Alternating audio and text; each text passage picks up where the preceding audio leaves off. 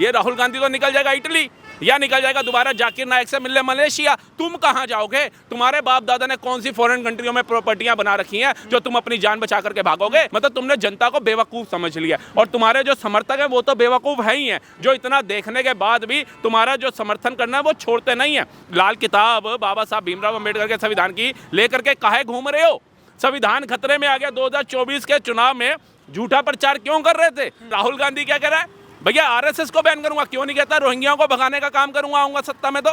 क्यों नहीं कहता आतंकवाद को खत्म करूंगा, पुलवामा जैसा भी हादसा नहीं होगा भारत के अंदर? क्यों नहीं कहता पाकिस्तान को उसकी भाषा में जवाब दूंगा, उसका बल्कि प्रवक्ता बन के उसके टीवी के अंदर छाया हुआ राहुल गांधी? ये देश को चला सकता है क्या? आप बताइए। मोदी से तुम्हारी दुश्मनी हो गई, मोदी को हटाओ। वो नरेंद्र मोदी जो देश के लिए काम कर रहा है, जिसने अमेरिका को झुका दिया कि अमेरिका को बोलना पड़ गया हैप्पी बर्थडे मोदी जी। और आपने जो यूक्रेन और रशिया के लिए जो काम किया, जंग रुकवाने के लिए जो प्रयास किया, हम आपका धन्यवाद करते हैं। हाँ, हाइड्रोजन बम से बीजेपी परेशान हो गई है, पूरा विपक्ष परेशान हो गया। ऐसा विपक्ष परेशान हो गया कि तेजस्वी कह रहा है बिहार अधिकार यात्रा अकेले निकालूंगा और सभी सीटों के ऊपर चुनाव लड़ूंगा। कहाँ गया तुम दो लड़कों की जोड़ी? कहाँ गया तुम्हारा गठबंधन? ये भी जनता जानना चाह रही है। और वोट जो तुम कह रहे हो चोरी हुआ है, 65 लाख लोगों के नाम कटे हैं, 65 की FIR दिखा दें राहुल गांधी जी। 65 लेटर दिखा दें जो चुनाव आयोग को उन लोगों ने लिख के दिया हो कि हमारा फर्जी नाम काट दिया गया। 65 नाम इनके पास नहीं है, 65 FIR इनके पास नहीं है, लेकिन चुनाव आयोग जो है वो बिक गया और वोट चोरी हो रही है। कहाँ हो रही है ये भी बता दो। कल एक पत्रकार ने खड़े होकर के पूछ लिया इनसे कि भैया अगर आप कह रहे हैं, बार बार दूसरी प्रेस कॉन्फ्रेंस कर रहे हैं कि भैया वोट चोरी हो रहा है, वोट चोरी हो रहा है, तो आप इसको लेके सुप्रीम कोर्ट क्यों नहीं जाते हैं? कह रहे मेरा काम लोकतंत्र बचाना थोड़ी ना। तो एक बात बताओ, वो लाल किताब बाबा साहब भीमराव अम्बेडकर के संविधान की लेकर के काहे घूम रहे हो? संविधान खतरे में आ गया। 2024 के चुनाव में झूठा प्रचार क्यों कर रहे थे? लोकतंत्र की हत्या हो गई, ऐसा झूठा प्रचार क्यों कर रहे थे? मतलब तुमने जनता को बेवकूफ समझ लिया और तुम्हारे जो समर्थक हैं वो तो बेवकूफ है ही हैं, जो इतना देखने के बाद भी तुम्हारा जो समर्थन करना है वो छोड़ते नहीं है। क्योंकि अंग्रेज जब आए ना भारत के अंदर कब्जा करने के लिए, तो उनको पता था हमें सेना क्या ले जानी है वहाँ से। भारत में ही बेवकूफ लोग मिल जाते हैं।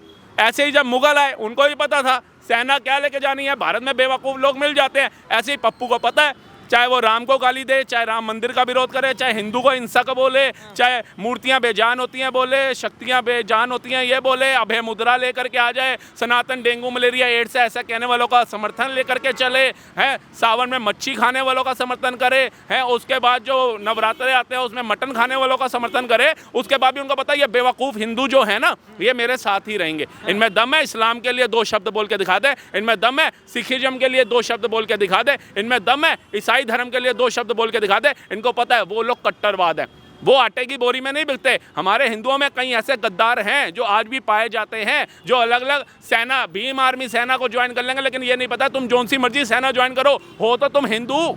पहले तो हिंदुस्तान है, हिंदुस्तान रहेगा, हिंदू रहोगे, तुम लोग रहोगे तो तुम्हारी नौकरियां सेफ हैं, तुम्हारा घर सेफ है, तुम्हारी दुकानें सेफ हैं, तुम्हारा परिवार सेफ है। जिस दिन ये हिंदुस्तान जलेगा, ये जो जेंजी कह रहा है राहुल गांधी बना दो भारत के अंदर, जेंजी निकल पड़ो, तो ये क्या करेंगे? ये तुम्हारे घरों को जलाएंगे, तुम्हारी दुकानें लूटेंगे। नेपाल में क्या हुआ है? शोरूम लूट के ले गए, टीवी फ्रिज ले गए, गोल्ड की दुकानें लूट करके ले गए। उन बेचारों से पूछना जिनके बाप दादाओं ने 2 वक्त की रोटी कम खाई होगी और अपना व्यापार बनाया होगा कि हमारे बच्चे भूखी जिंदगी ना लिए। जो जीवन हमने देखा वो हमारे बच्चे ना देखे। और इन्होंने क्या किया? 2 दिन के दंगों के अंदर सब ले लिया, सब ले लिया। ये राहुल गांधी तो निकल जाएगा इटली या निकल जाएगा दोबारा जाकिर नाइक से मिलने मलेशिया। तुम कहां जाओगे? तुम्हारे बाप दादा ने कौन सी फॉरेन कंट्रियों में प्रॉपर्टियां बना रखी हैं जो तुम अपनी जान बचा करके भागोगे? एक बार अपने बुजुर्गों के साथ बैठना। जब आहान हुआ था ना, देश का बंटवारा हो रहा है, तो तुम्हारे बाप दादा अपनी प्रॉपर्टियां नहीं उठा के ला पाए थे सिर से। एक बच्चा इधर था, एक बच्चा इधर था, एक हाथ में था और पोटली थी 2 जोड़ों कपड़ों की या 2 रोटी की, और लेकर के भाग रहे थे। गोलियां चल रही थी। उनसे पूछो जिन्होंने दंगे देखे हैं, उनसे पूछो जो कार सेवक मारे गए हैं, उनसे पूछो जो गौ रक्षकों की हत्या हुई है, तब तुम्हें पता चलेगा कि ये दंगे कराना और दंगों में झोंझना देश को क्या होता है। आपको क्या लगता है जो जेंजी को निकलने की बात हो रही है, किस तरीके के निकलने की बात हो रही है? वो जागरूक कर रहे हैं जेंजी को। अरे तो जागरूक कर रहे थे, वो जेंजी क्यों सड़कों पे निकले थे ये भी तो राहुल गांधी जनता को बताए। वो परिवारवाद के लिए निकले थे, वो भ्रष्टाचार के खिलाफ निकले थे। ठीक है जी, ये कहाँ है? भ्रष्टाचार किन्होंने किया? पूरा गांधी खानदान किस पे? बेल पे भार है।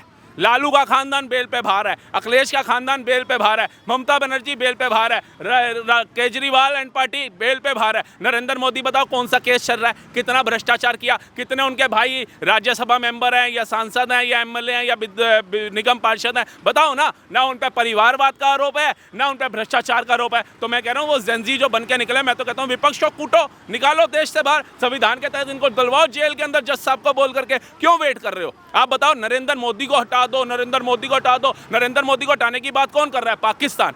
नरेंद्र मोदी को हटाने की बात कौन कर रहा था? अमेरिका। नरेंद्र मोदी को हटाने की बात कौन कर रहा था? बांग्लादेश। नरेंद्र मोदी को हटाने की बात कौन करता है? टुकड़े टुकड़े गैंग वाले। नरेंद्र मोदी को हटाने की बात करते हैं आतंकवादी, वामपंथी, नक्सलवाद, ये लोग बात करते हैं। और राहुल गांधी क्या कह रहा है? भैया आरएसएस को बैन करूंगा, क्यों नहीं कहता रोहिंग्याओं को भगाने का काम करूंगा, आऊंगा सत्ता में तो।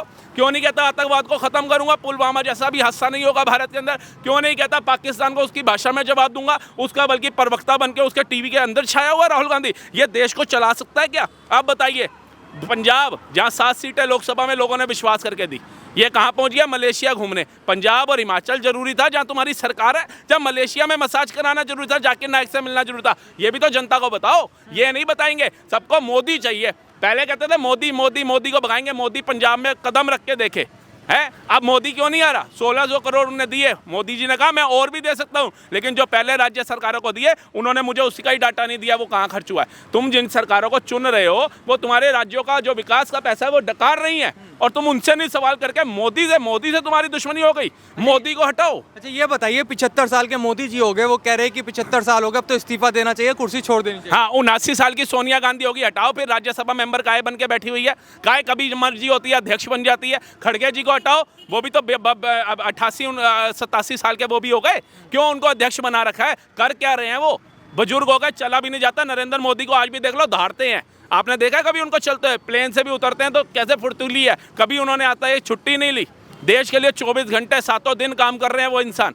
आज तक हमने नहीं देखा मोदी जी स्टेज पे बैठे हो और उनको उबासियाँ आ रही हो, कहीं सुस्ता रहे हो। लेकिन राहुल गांधी को देखो तो कभी जेब में हाथ होगा हमेशा और सुस्ता रहा होगा, पागलों जैसी हरकतें कर रहा होगा। प्रधानमंत्री बनेगा वो। सोनिया गांधी जी जो आए दिन तो गंगाराम में बैठी रहती हैं, जा करके एडमिट होती हैं, वो देश को संभालेंगी। वो खड़गे जी जिनकी खांसी ठीक नहीं हो रही, केजरीवाल के बाद दूसरे खड़गे जी हैं जो खाऊं खाऊं करते रहते हैं, ये देश को संभालेंगे। वो नरेंद्र मोदी जो देश के लिए काम कर रहा है, जिसने अमेरिका को झुका दिया कि अमेरिका को बोलना पड़ गया हैप्पी बर्थडे मोदी जी। और आपने जो यूक्रेन और रशिया के लिए जो काम किया, जंग रुकवाने के लिए जो प्रयास किया, हम आपका धन्यवाद करते हैं। अब वो जो इनके सोकुलर वो थे मीडिया वाले जो कहते थे पापा ने वार रुका दी, आज उनके पापा कहाँ गायब हो गए? मुझे लगता है उनके खुद के पिताजी को ढूंढना मुश्किल हो रहा होगा घर के अंदर कि नरेंद्र मोदी के लिए डोनाल्ड ट्रंप ने इतनी बड़ी बात बोल दी, जिसको ये मसीहा बांध के बैठे। अभी आप 10 दिन रुक जाओ, ये टैरिफ भी घटाएगा और फिर ये मुंह बंद हो जाएगा इनका। जो टैरिफ कर रहे थे ना, जैसे समझो कि अखिलेश यादव जो है बहुत बड़ा चाय का बिजनेस करते हैं, चीनी का बिजनेस करते हैं, अमेरिका जा रहा था इनका। अमेरिका के अंदर क्या बेचता है विपक्ष हमारा? 10 लोगों को रोजगार ये लोग नहीं दे सकते। जो अडानी रोजगार देता है, जो अंबानी रोजगार देता है, जो रतन टाटा रोजगार देता है, ये कहते हैं उनको हटाओ। मतलब भारत मूर्खों का देश बना रखा है इन्होंने। आप जाइए एलन मस्क को, इनको जाकर के देखिए, विदेशों में होता है क्या उद्योगपतियों का विरोध? कहते हैं देश को लूट के खा रहे हैं, वो तो कहते हैं भैया डोनाल्ड ट्रंप उसको लेके चला, उसको एलन मस्क को साथ में। क्यों? उसे पता है भैया सारी नौकरियां तो मैं भी नहीं दे सकता ना। एलन मस्क रोजगार लगाएगा तो लोगों को रोजगार मिलेगा। जिसकी आबादी 35-36 करोड़ है, वो बिजनेसमैन को साथ लेके चल रहा है। और भारत 140 करोड़ पार कर गया। यहाँ पे बिजनेसमैन उद्योगपतियों का विरोध होता है। अरे तुम भी मेहनत कर लो, तुम्हें किसने रोका है? बन जाओ उद्योगपति, लेकिन तुमने बनना है पंचर वाले से ऊपर तुमने बढ़ना नहीं है। राहुल गांधी ने आज तक कोई नौकरी करी है? आप बताइए पत्रकार महोदय। अखिलेश यादव ने करी है, तेजस्वी यादव ने करी है। कैसे हजारों करोड़ की फर्म बन गए? ये पैसा कहाँ से आया? और जब ईडी इनके घर जाती है, सीबीआई इनके घर जाती है, कोर्ट में जब इनका केस जाता है तो सब बिक जाता है, संविधान खत्म हो जाता है। ये तो मूर्ख बनाने वाली बात है। हम मिडिल क्लास लोग जो हैं टैक्स भरते जा रहे हैं और ये टैक्स चोरी करके हजारों करोड़ों की फर्म बन बैठे हैं। इन पे ईडी सीबीआई जाएगी तो ये बेगुनाह, और हमारे पे ईडी सीबीआई गलती से आ गई तो हम गुनहगार हो गए। ये तो देश को झोंकने वाली बात करते हैं ये।